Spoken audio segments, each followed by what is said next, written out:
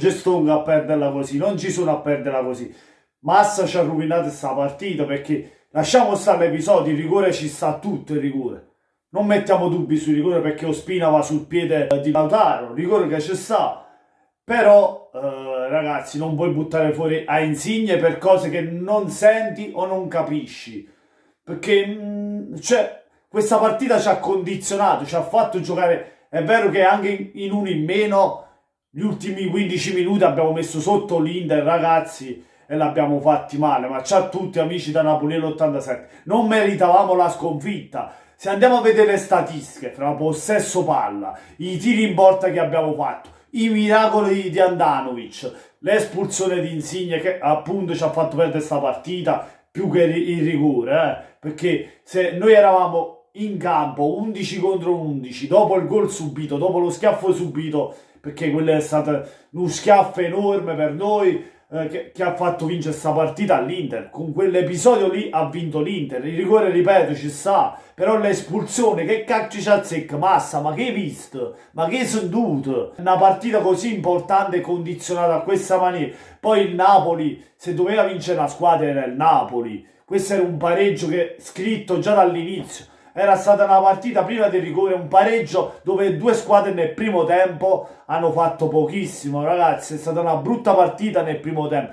Solo dopo l'episodio che la sblocca l'Inter, viene fuori il Napoli, anche in 10 contro 11, li abbiamo messi tutti dietro e Lozano non l'ha fatti capire niente alla difesa dell'Inter. Non ci hanno capito niente. Lo buttavano sempre a terra. E poi che cavolo, Skriniar, due falli, sempre un'ammonizione, mai l'espulsione, mai lo dai sto cartellino rosso. Insigne che ha detto quella cosa che l'ha ascoltata solo tu, gli hai dato un rosso diretto. Hai condizionato una partita decisiva, perché era decisiva per l'Inter, ma anche per noi, perché anche noi siamo ai vertici del campionato.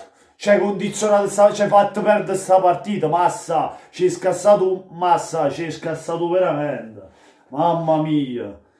Mamma mia, voglio, come cavolo si fa? Voglio una partita che il Napoli ha dominato sotto ogni aspetto ha dominato. Andanovic oggi parava tutte cose, e che cacchio, oggi quando fai partite storte, oggi contro Napoli, parava tutte cose, poi ci si è messo pure un Palesterni Petagna all'ultimo, voglio, quando le partite devono andare così, non c'è sta niente da fare. Non sta niente da fare. Nemmeno Sangue San Gennaro ci poteva aiutare oggi. Niente. Voglio, sono deluso, sono troppo deluso di questo risultato. Perché un pareggio ci sta, a me mi faceva pure comodo. E lo meritava pure il Napoli, perché lo meritava tutta la vita il pareggio. Però, Massa, Andanovic, Andanovic meriti all'Inter perché c'è un portiere del genere, capitano, tanto di cappello per Andanovic, per l'età che ha, ragazzi è un portierone, che vuol dire fare? Non lo scopriamo mica mo'.